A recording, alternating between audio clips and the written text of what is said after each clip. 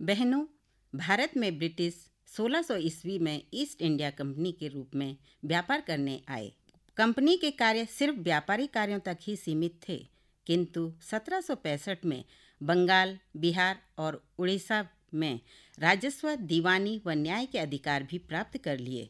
सन 1858 में सिपाही विद्रोह के परिणाम स्वरूप ब्रिटिश ताज ने भारत के शासन का उत्तरदायित्व प्रत्यक्षतः अपने हाथों में ले लिया।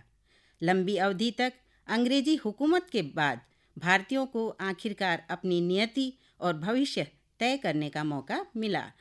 उनको एक संविधान की आवश्यकता महसूस हुई। सन 1934 को एम.एन. रॉय के सुझाव को अमल में लाने के उद्देश्य से 1946 में एक संविधान सभा का गठन किया। आज दुनिया के ज़्यादातर देशों में अपना संविधान है। संविधान ही तो अपने देश के कई उद्देश्यों की पूर्ति करता है। पहला, यह दस्तावेज उन आदर्शों को सूचीबद्ध करता है जिनके आधार पर नागरिक अपने देश को अपने सपने के आधार पर रच सकता है। यानी कि संविधान ही बताता है कि अगर हमारे समाज का मूलभूत स्वरूप क्या हो और ऐसे नियमों का समूह होता है जिसके तहत उन आदर्शों पर भी एक साझी समझ विकसित करते हैं। यह काम किसी एक आदमी के बस का नहीं था, इसलिए इसमें कई सदस्यों ने योगदान दिया। इन सदस्यों के सम्मुख बहुत बड़ी जिम्मेदारी थी। देश में कई समुदाय थे, उनकी ना तो भाषा एक थी, ना धर्म एक था और ना ही एक जैसी संस्कृति थी। वैसे भी जब हमारा संविधान लिखा जा रहा था, उस समय हमारा देश भारी उथल पुथल से गुजर रहा था। सामाजिक और आर्थिक स्थिति भयानक थी। संविधान सभा के सदस्यों के सामने सारे मुद्दे थे, लेकिन उन्होंने अपने इस ऐतिहासिक दायित्व को बड़ी सूझबूझ व शालीनता से पूर्ण किया। भारत के संविधान को 26 जनवरी 1949 को निर्वाचित संविधान सभा द्वारा अपनाया गया था और 26 जनवरी 1950 को लागू हुआ था।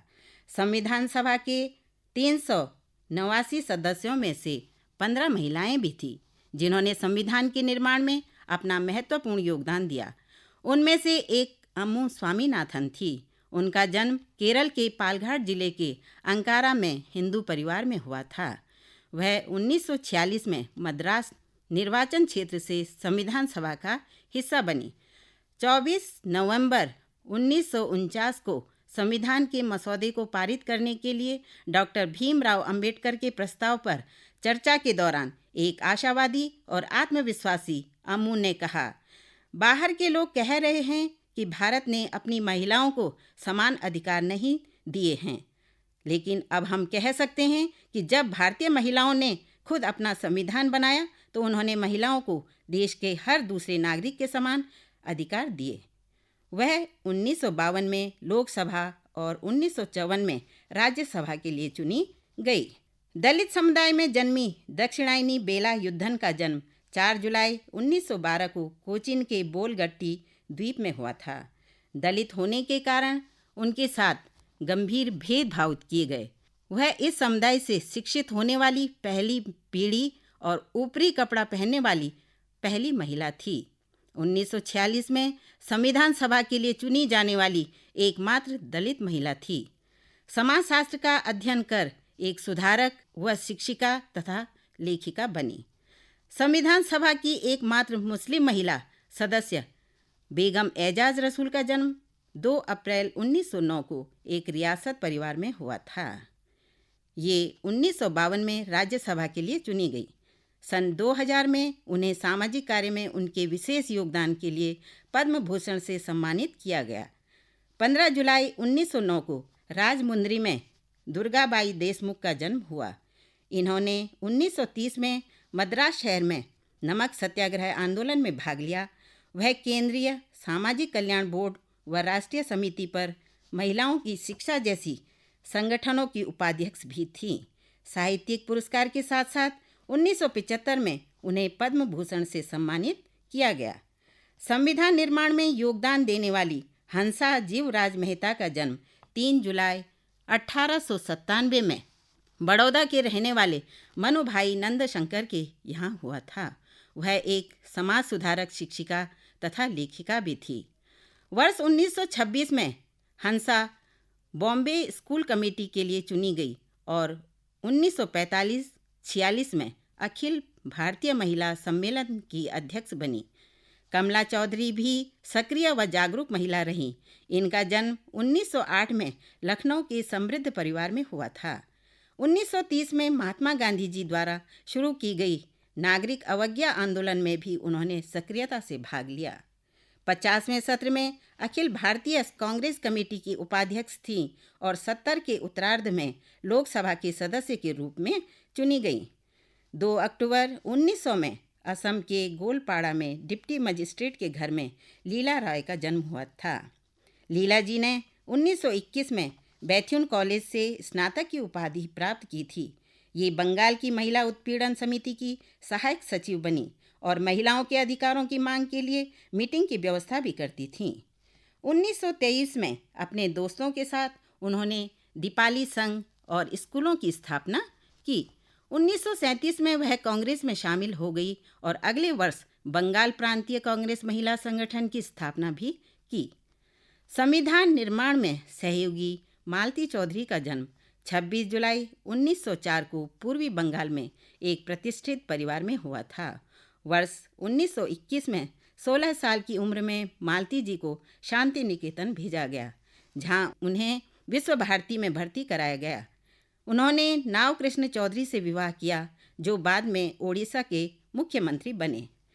नमक सत्याग्रह आंदोलन के दौरान मालती तथा उनके पति भारतीय राष्ट्रीय कांग्रेस में शामिल हो गए और आंदोलन में भाग लिया। पूर्णिमा बनर्जी, जिनका जन्म 1911 में इलाहाबाद में हुआ, उत्तर प्रदेश के कट्टरपंथी नेटवर्क से थीं, जो 1930 के दशक में स्वतंत्रता आंदोलन में सबसे आगे थीं। पूर्णिमा जी भारतीय राष्ट्रीय कांग्रेस कमेटी की सचिव भी रहीं। उन्हें सत्याग्रह और भारत छोड़ो आंदोलन में भागीदारी के कारण गिरफ्तार भी किया गया था। ग्रामीणों से जुड़ाव के कारण काम करने और संगठित करने का दायित्व भी उनके ऊपर था। कपूरथला के पूर्व महाराजा के पुत्र हरनाम सिंह की बेटी अमृत कौर का जन्म 2 फरवरी 1889 को लखनऊ में हुआ था। अमृता जी शिक्षा, खेल तथा स्वास्थ्य के प्रति बड़ी आसक्त थीं। वह lead of Red Cross Society के governor, board of Saint John Ambulance Society कार्यकारी समिति की उपाध्यक्ष थीं। साल 1964 में जब उनकी मृत्यु हुई, उसके बाद द न्यूयॉर्क टाइम्स ने उन्हें उनकी देश सेवा के लिए राजकुमारी की उपाधि दी। इसलिए उनको राजकुमारी अमृत कौर के नाम से भी जाना जाता है।